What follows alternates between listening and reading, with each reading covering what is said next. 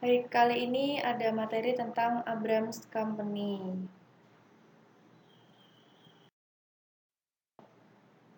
Kelompok 4 anggotanya ada Ainun Nafisa, Ardia Pramesti, dan Aliati Sakuncoro. Perusahaan Abrams memproduksi suku cadang untuk mobil, truk, bis, dan peralatan pertanian. Perusahaan memproduksi 3 jenis suku cadang, yaitu pertama, suku cadang pengapian, 2 suku cadang transmisi, dan 3 suku cadang mesin. Suku cadang ini dijual kepada yang pertama ada agen tunggal pemegang merek, yang kedua ada pedagang besar, kemudian dijual lagi ke pedagang eceran, yang akhirnya sampai pada pasar yang terakhir, disebut aftermarket atau AM. Ini merupakan tampilan bagian organisasi parsial dari Abrams Company. Dalam Abrams Company ini terdapat 4 divisi, yaitu divisi pemasaran AM, divisi suku cadang pengapian, divisi suku cadang transmisi, dan divisi suku cadang mesin, yang masing-masing dipimpin oleh seorang wakil presiden dan general manager. Divisi AM juga diharapkan mendapatkan pengembalian atau return tahunan sesuai dengan target investasi. Selanjutnya ada penjualan di dalam dan di luar dari Abrams Company. Nilai penjualan keseluruhan ini mencapai 500 juta dolar, yang meliputi penjualan di dalam ini sebesar 100 juta dolar, yaitu penjualan dari 3 divisi produk kepada divisi AM.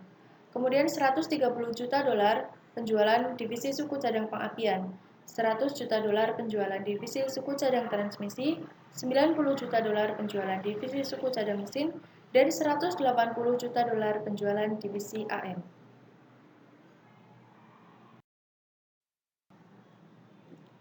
Oke, yang selanjutnya ROI untuk pabrik manufaktur.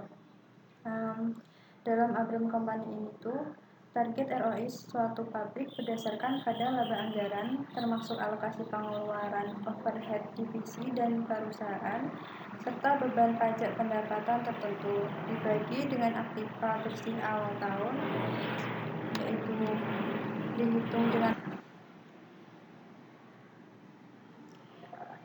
yaitu dihitung dengan mengurangi total aset dikurangi kewajiban lancar. Dalam pandangan manajemen, jumlah aktiva bersih awal tahun digunakan dalam pengurangan ROI karena investasi yang ditambahkan dalam satu periode menghasilkan laba yang kecil. Investasi tersebut nantinya akan menambah laba di masa mendatang. Kemudian strategi pemasaran perusahaan Abrams itu ada 4 strateginya, yaitu meliputi struktur organisasi pusat laba, batasan strategi pusat laba, pengukuran kinerja, melakukan supervisi dan desentralisasi terhadap pusat laba.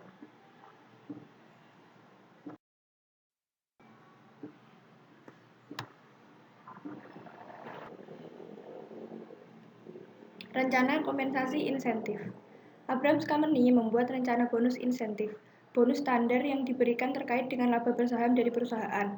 Selain itu, bonus juga diberikan berupa poin untuk peserta yang didapat berdasarkan tingkat hierarki atau semakin tinggi kedudukan, maka semakin banyak poin yang diterima. Selain itu, penghargaan standar yang diberikan dengan menyesuaikan suatu formula yang berkaitan dengan presentasi penghargaan standar atas varian laba.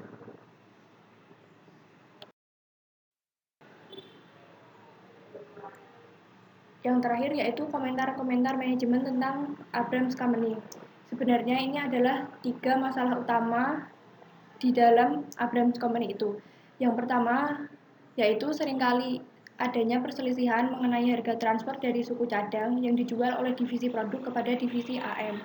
Yang kedua, manajemen Puncak merasa bahwa divisi produk seringkali cenderung memperlakukan divisi AM sebagai konsumen yang tidak bebas. Dan yang terakhir, manajemen Puncak merasa bahwa divisi AM dan ketiga divisi produk menyimpan persediaan yang berlebihan sepanjang tahun.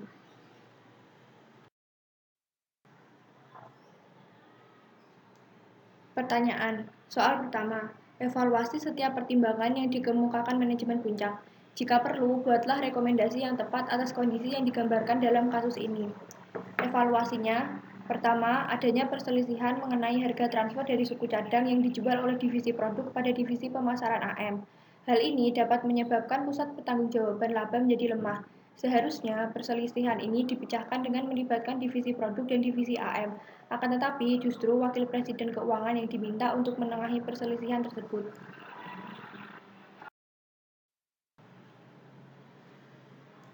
Rekomendasi pertama, yaitu membentuk unsur divisionalisasi atau penggabungan divisi produksi dengan pemasaran yang disebut pusat laba dalam perusahaan ini, supaya terjadi sinkronisasi dapat mencapai tujuan perusahaan.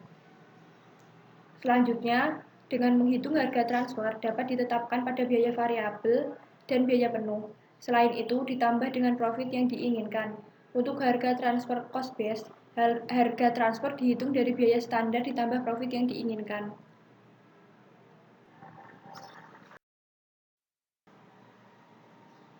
Kemudian evaluasi kedua adalah manajemen puncak merasa bahwa divisi produk seringkali cenderung memperlakukan divisi AM sebagai konsumen yang tidak bebas. Hal ini terlihat bahwa pabrik tersebut seringkali lebih memilih untuk memenuhi permintaan konsumen OEM karena konsumen OEM akan memindahkan bisnisnya ke tempat lain, sementara divisi AM tidak dapat membeli dari tempat lain. Rekomendasi kedua adalah perlunya perubahan rencana kompensasi yang sudah ada di mana manajer pabrik juga mendapatkan bonus atas penjualan internal sehingga mendorong manajer untuk menjual ke divisi AM. Kemudian evaluasi yang ketiga adalah manajemen puncak merasa bahwa divisi AM dan ketiga divisi produk menyimpan persediaan yang berlebihan. Hal ini terjadi dikarenakan kekhawatiran oleh Wakil Presiden bahwa perencanaan volume produksi rendah karena pegawai yang liburan. Rekomendasinya adalah jika manajemen tetap menggunakan investasi di awal tahun, maka untuk mengatasi kelebihan persediaan dapat dilakukan dengan menambah ukuran evaluasi kerja. Ada yang bikin.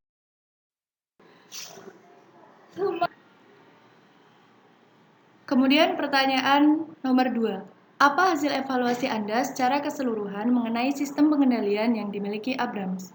Gambarkan kekuatan dan kelemahannya. Jika ada, perubahan apa yang Anda rekomendasikan kepada manajemen puncak?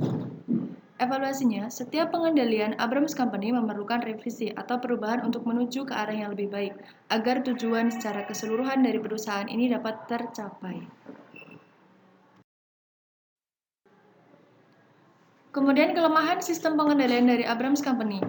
Pengordinasian unit bisnis sebagai profit center dilakukan secara desentralisasi, sehingga mudah menyebabkan terjadinya perselisihan serta persaingan tidak sehat. Strategi pemasaran dalam hal profit center tidak sinkron. Hal ini dikarenakan tidak adanya divisionalisasi.